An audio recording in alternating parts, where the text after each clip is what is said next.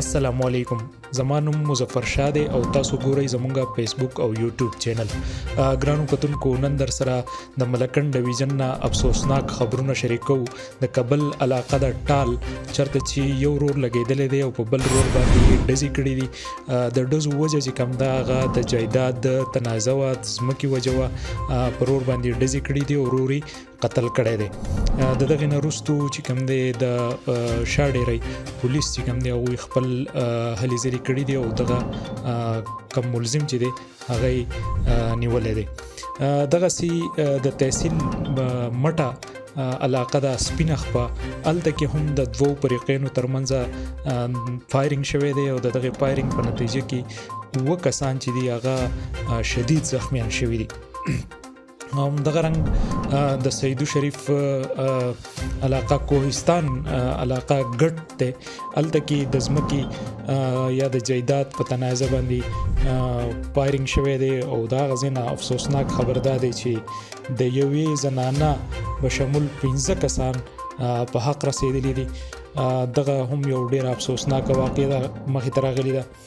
بل چې کوم دی د ملکن تحصیل درګۍ علاقه ده وزیر آباد، هلته کې مسلح افراد چې کوم دی نامعلوم افراد راغلي دي او په 2 رونو باندې ډزې کړي دي چې دغه رونه بیا دغه 2 رونه چې کوم دی د درګۍ علاقه وزیر آباد کې دغه واقعه مخې ته راغلي ده. بیا دغه 2 رونه چې دي د درګۍ هسپتال ته منتقل کړي شوي دي، خو هغوی چې کوم دی د زخمونو دومره سیوا و چې هغوی په هسپتال کې په حق ورسېدل. کتونکو زمونږه معاشره پته نه لګي چې دا پښتانه مونږ په کومه لار روان یو. زمونږه دغه قوت برداشت بالکل ختم شوی دی. په دې حواله را سره خبرو اترو دپاره د ټلیفون د لارې موجود دی د بریکوټ تحصیل سره تعلق لري سینیر صحافي ډاکټر ذاکر محمد صاحب. ډاکټر صاحب ډېره مننه د ټایم راکولو. دا راته ووایي چې دا کوم واقعیات چې ما بیان کړل نو بدی کې دغه مختلف واقعیات دي. سب ویل غواړي چې روجه ده او زمونږه د خلکو قوت برداشت ختم شوی دی.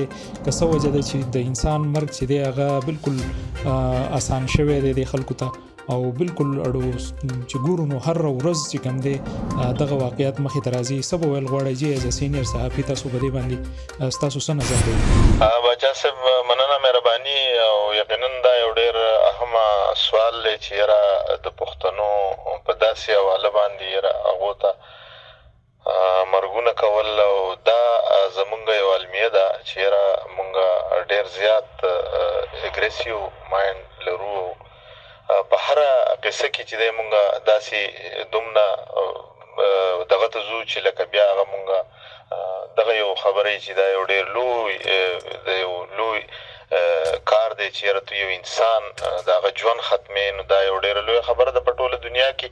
خو زموږ په پښتنو کې د بده مرغه مونږ د ډېرو سختو سره تېرېږو په مختلفو وختونو کې او زموږ د وجودونو زموږ د ځانونو حیثیت چې دی نو هغه زموږ په دغه کې هم نشته او د نورو انسانانو سره هم نشته. خبر دا ده چې لکه روجه ده نو د روجې یو سړی وایي ما له قار راځي روجه مې ده. نو د روجې مقصد دا نه دی چې یاره د روجې مقصد دی صبر، چې په تا کې د صبر ماده راشي، په تا ته دا احساس وشي چې یاره لوږه څه شی دی، تا ته دا احساس وشي تنده څه شی دی، تا ته دا احساس وشي چې یاره د بل تا ته دا خبره تا ته معلومه شي چې یاره د لوږه چې راشي په چا نو هغه څومره ګرانه.